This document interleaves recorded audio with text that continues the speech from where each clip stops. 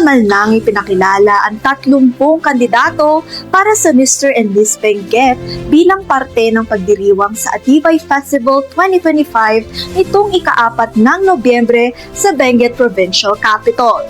2 linggo bago ang kaabang-abang na coronation night, sinuot at tinirampa ang tradisyonal na pangkasuotan ng mga kandidato mula sa iba't ibang mga probinsya sa Benguet kasama sa kick-off program ng Atibay sa Capitol Frontage. Magkapares na nagpakitang gilas ang representatives sa bawat province sa entablado kung saan kinailangan nilang magtulungan para mapatunayan ang husay ng kanilang kakayahan sa pamantayan ng pageant. Ibinahagi rin nila ang sashing ceremony kung saan formal na ipinakilala ang mga kandidato at ang probinsya na kanilang kinakatawan kung saan isinuot ng mga alkalde ng kanilang munisipyo ang sash sa kalahok.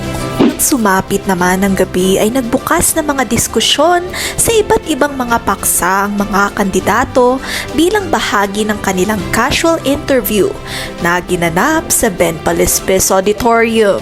Inorganisa ng Benguet Provincial Office, Palm Grove Hot Springs and Mountain Resort, St. Joseph Driving School, at iba pang mga organisasyon sa Cordillera ang programa na ito na ibinuo noong 2020. Pinangunahan ni na Mr. and Miss Bugyas at Mr. and Miss Itogon ang casual interview portion.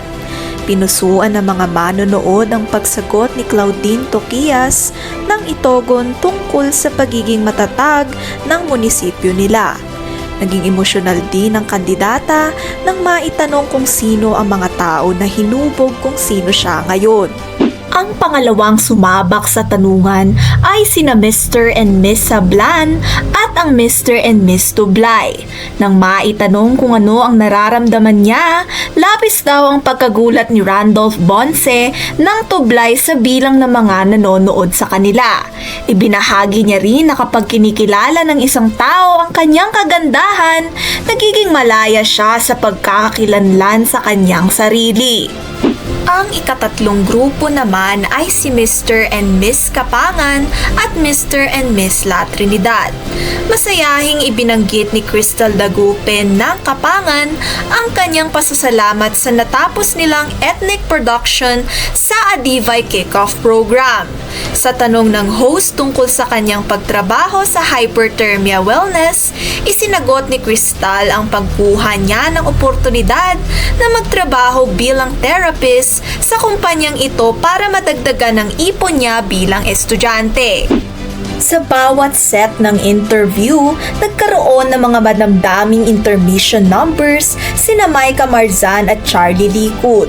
Matapos magdiskusyon ng mga kandidato mula sa Atok, Kabayan, at iba pa, binigyan ng paggunita ang mga co-presenters, mga hurado, at ang mga staff na nakibahagi sa programang ito.